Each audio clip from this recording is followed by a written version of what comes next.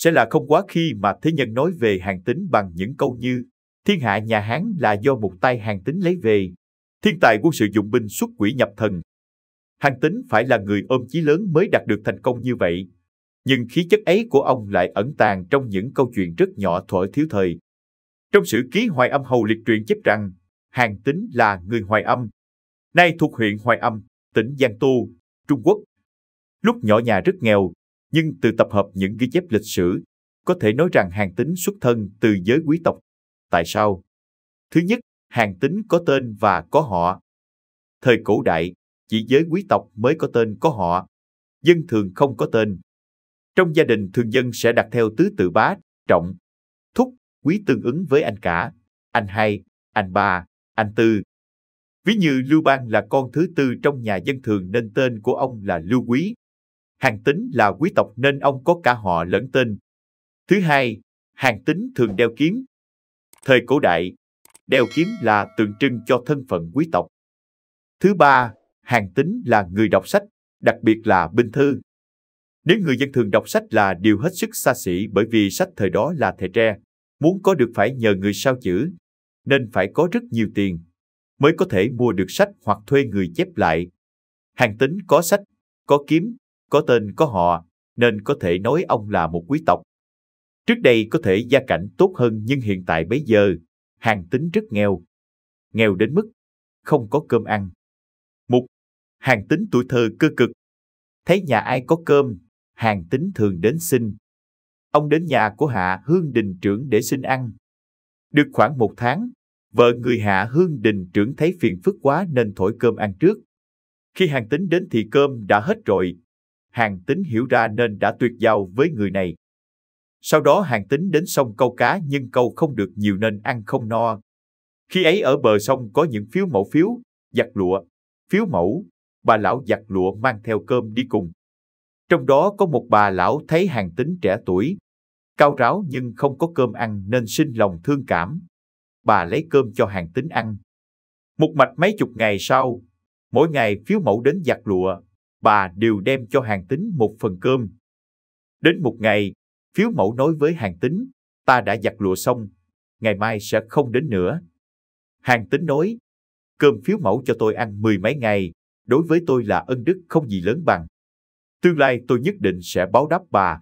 Phiếu mẫu nói, đại trượng phu ngay cả cơm không đủ ăn còn nói chuyện báo đáp gì. Phiếu mẫu bèn bỏ đi.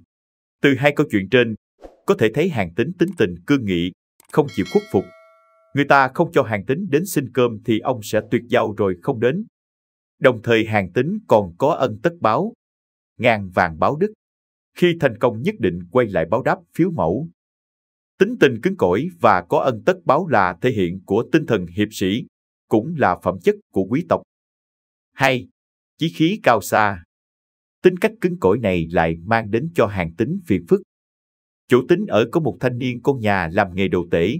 Thấy tính cương nghị như vậy thì y rất tức giận. Bởi vì thanh niên cao to đẹp trai, không làm gì nhưng lại suốt ngày mang kiếm, y nghĩ rằng Tín có mang mưu đồ gì đây. Thế là một hôm người thanh niên ấy chặn đường Tín và nói, ta thấy ngươi thân thể cường tráng, lại mang bảo kiếm, nhưng thực ra là kẻ nhát gan. Nếu ngươi to gan thì giết ta đi. Nếu ngươi là kẻ nhát gan thì hãy chui hắn ta. Lúc ấy rất nhiều người xung quanh đứng xem. Phản ứng khi ấy của Hàn Tín là gì? Trong sử ký chép rằng Hàn Tín thuộc thị chi, nghĩa là mở mắt nhìn người này rất lâu, rất kỹ. Mặt không chút tức giận, chính là Hàn Tín đang suy nghĩ. Sau đó Tín lặng lẽ chui qua háng của kẻ vô lại kia. Những người xung quanh cười rộ lên. Câu chuyện vừa kể trên cho chúng ta thấy điều gì? Nếu là người bình thường sẽ có hai phản ứng. Một là thấy áp lực đó sẽ sợ, hai là sẽ rất tức giận. Nhưng đằng này Tín mặt không biến sắc, suy nghĩ hồi lâu, cân nhắc nặng nhẹ rồi mới quyết định, chui háng. Sự bình tĩnh đáng kinh ngạc này là phẩm chất đáng quý của một vị tướng. Tướng quân trên sa trường, ngoài tính mạng của mình, còn nắm trong tay tính mạng của vạn quân, là chốt chặn bảo vệ quốc gia. Nếu chỉ vì bị chọc giận mà đưa ra quyết định sai lầm, ấy là vị tướng dở. Còn ở đây, Tín giữ cho mình một cái đầu lạnh, không để tình cảm lấn át lý trí, cân nhắc lợi hại rồi đưa ra quyết định, Đây là một phẩm chất của bậc danh tướng. Trong Lưu Hầu Luận, Tô Thức Triều Tống có viết một đoạn như sau: Người xưa gọi kẻ sĩ anh hùng hào kiệt, ắt có thứ vượt hẳn người, kẻ mà cảm tình không thể nhẫn.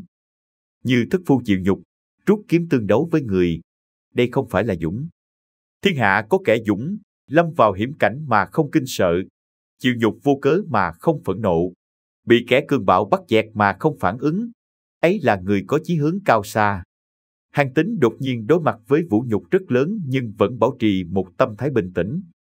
Nếu chịu theo cách nhìn nhận của Tô Thức, Tín có thể làm được như vậy bởi vì trong lòng ông ôm giữ chí hướng vô cùng cao xa. Sau này cũng chính lý trí và khả năng nhẫn nhịn phi thường ấy đã cứu Tín một mạng. Câu chuyện diễn biến ra sao? Kính mời quý độc giả đón xem phần 2 trên kênh Xe 2588. Video của chúng tôi đến đây là kết thúc. Cảm ơn tất cả các bạn đã quan tâm tới Xe 2V88 và theo dõi video của chúng tôi. Đừng quên like, share và đăng ký kênh nhé. Đặc biệt đừng quên bật chuông để theo dõi những video nhanh nhất. Một lần nữa xin cảm ơn tất cả các bạn.